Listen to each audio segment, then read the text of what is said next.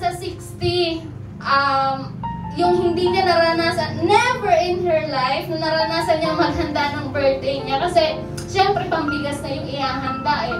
Makatikim kami ng soft drinks, may okasyon na noon. Makatikim kami ng manok, may okasyon na yon. Ngayon, kahit kailan gusto eh na ulam ng manok, kaya na sana, pero hindi niya na makain.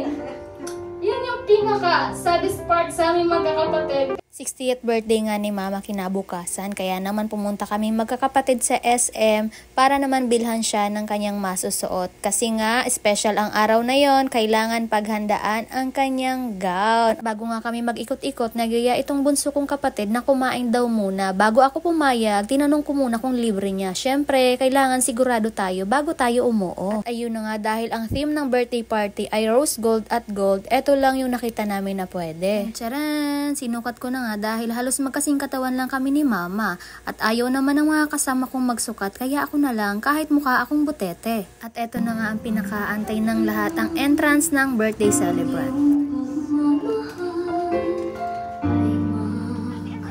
A round of applause, please.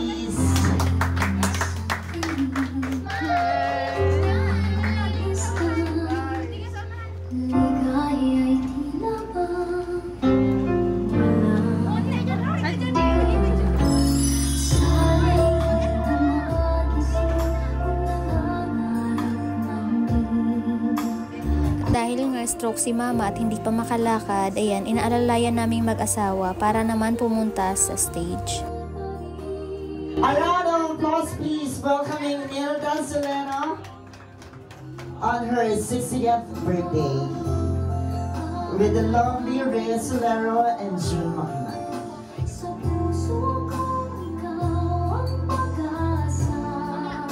Dahil hindi niya pa nga kayang umupo mag-isa dahil sa hindi kontroladong galaw at balanse, ay sinamahan ko na siya sa unahan para umalalay sa kanya. Sabay-sabay po natin gandahan si Ma'am Nilda, okay?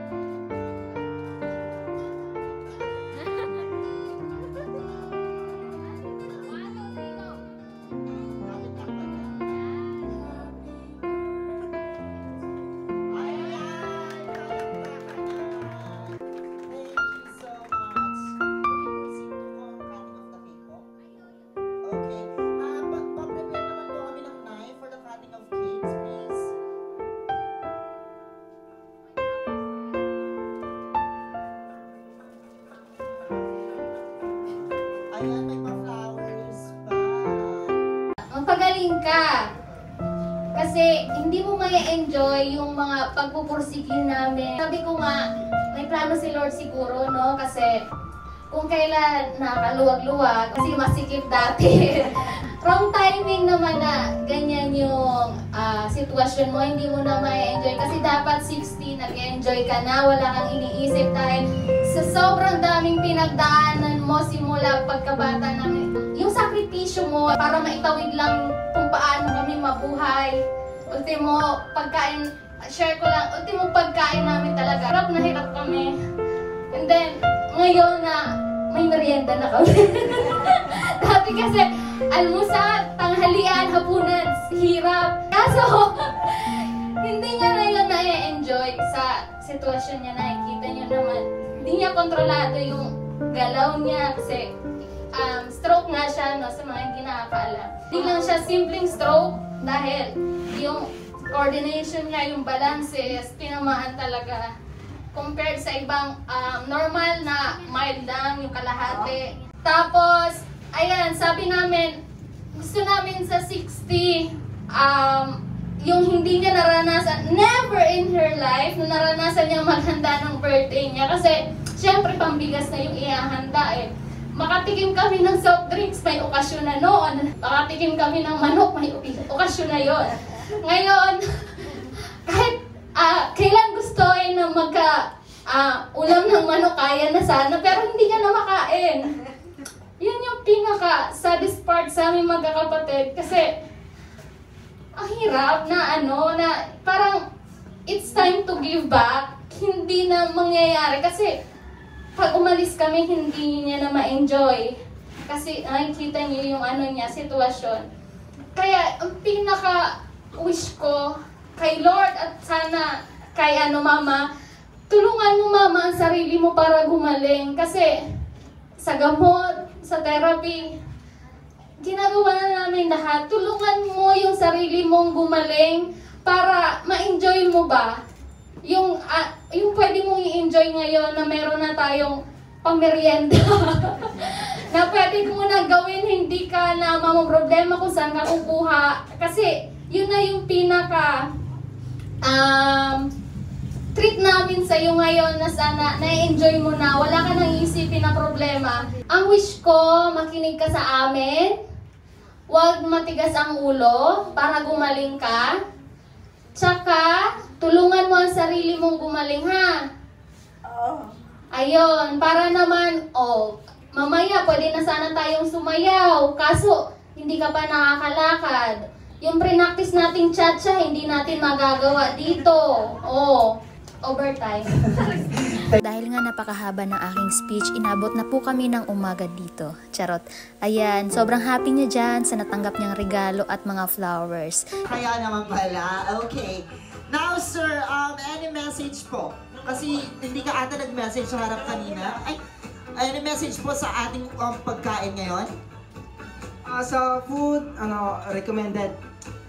Legit, the best. Well, yes.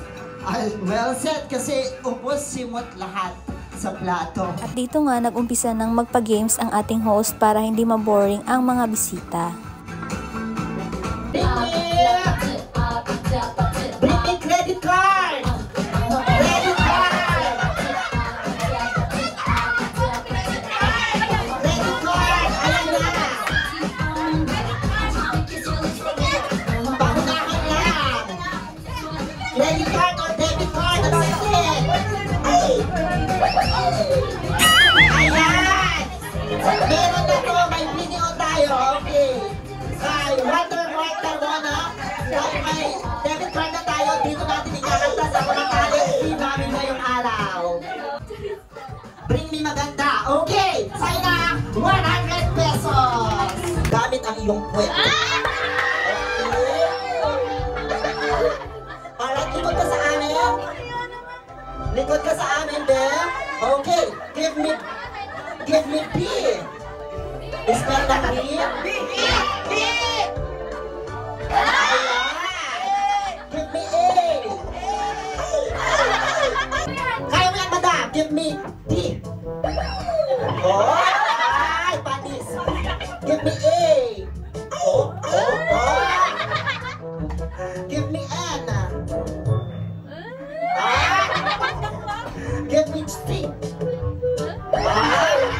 Give me I. Oh.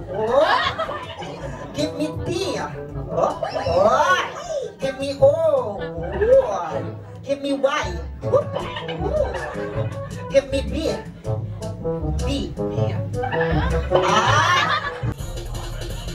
Palakpakan naman natin sila, guys. Ayan.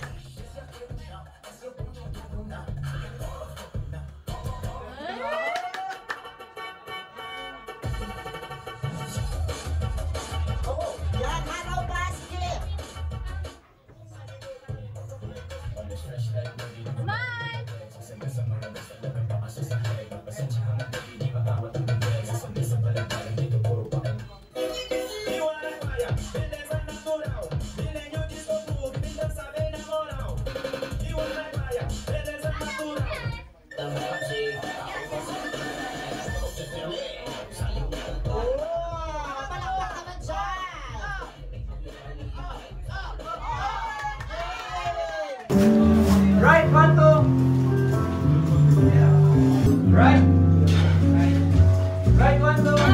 Okay, so una sa lahat, no, thank you kay Lord of course, kasi kung hindi dahil sa Kanya, and also sa privilege na nagtipon-tipon tayong lahat dito, and even if na umuulan, still nakapunta tayong lahat ng safe and sound. Thank you sa lahat ng mga pumunta sa time nyo na alam ko family day nyo to, pero still no, nakapunta kayo dito para samahan sa pag-celebrate ng birthday ng aming mother.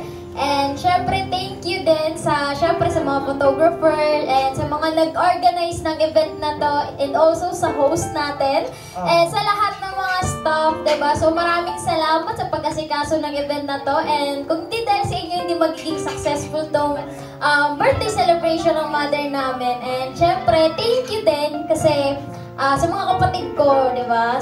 Syempre, and hindi man to pinaghandaan talaga ng mahabang panahon. Actually, on the spot to. So, hindi namin to in-expect na mag-ano rin kami ng ganitong klaseng event. Kasi ang ano lang namin is, yun, swimming lang. Tapos, parang bonding lang, family. Pero, na-realize namin na minsan lang to mangyayari. And hindi lahat ng taon na hindi rin natin alam, diba? So, mas ginawa namin memorable to, and syempre kasama kayong lahat sa birthday Yes! Palakpakan naman natin!